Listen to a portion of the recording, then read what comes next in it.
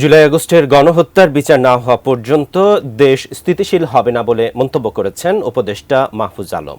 সকালে রাজধানীর circuit house রোডে প্রেস ইনস্টিটিউট বাংলাদেশ আয়োজিত তারুণ্যের উৎসবে উপদেষ্টা আরও বলেন, বারবার হোঁচট খেয়েছে দেশ, এবার হোঁচট খেলে আর ঘুরে দাঁড়ানো সম্ভব হবে না।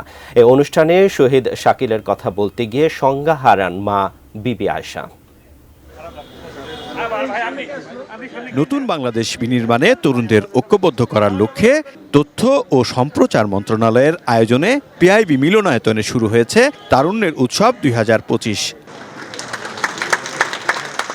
শহীদ শাকিলের মা বিবি আয়েশাকে নিয়ে এই আয়োজনের উদ্বোধন করেন উপদেষ্টা মাহফুজ আলম ও প্রধান উপদেষ্টার প্রেস সচিব শফিকুল আলম। তরুণরা নতুন করে বাংলাদেশ নির্মাণ করবে, সেই তাতে আমরা সবাই একীভূত হব এবং সামনে যাতে এই আপনাদের উদ্দীপনাটা, আপনাদের যে পার্টিসিপেশন পুরোটা থাকে, সেটা আমরা চাই।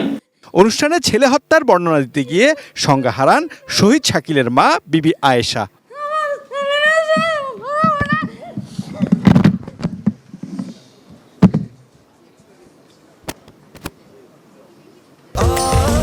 স্বাস্থ্যকর অল টাইম ফ্যামিলি কেক, সব সময় অল টাইম হেলদি লাইফ।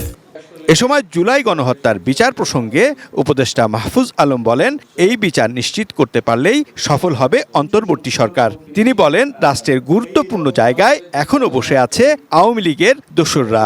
বিচার ও সংস্কারের এমন একটি পর্যায়ে আমরা যেতে পারি যেখানে মানুষ আশাহত হবে না। বলে বারবার আমরা ভুল করছি, বারবার হোঁচট খাচ্ছি, কিন্তু এবার বোধহয় আমরা আর হোঁচট খেলে আর আমরা উঠে দাঁড়াতে পারবো না। উপদেষ্টা মাহফুজ আলম বলেন, গুম, আয়নাঘর এবং নিপীড়ন শেখ মুজিবের আমল থেকেই শুরু হয়েছিল। বাবার মতোই একনায়কতন্ত্র কায়েম করতে চেয়েছিলেন শেখ হাসিনা।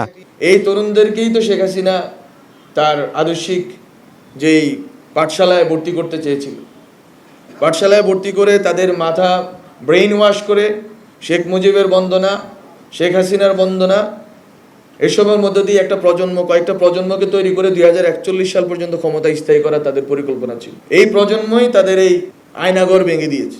এই প্রজন্ম তাদের সেই দম্ভ, সেই এক পরিবার এক দল কেন্দ্রিক যে বাংলাদেশ, সেই প্রকল্প ভেঙে দিয়েছে।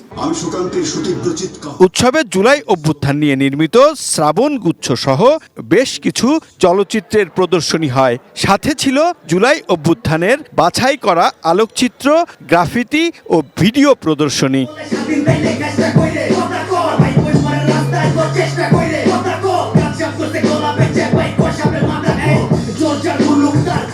রবিউল ইসলাম রবি, এটিএন নিউজ, ঢাকা।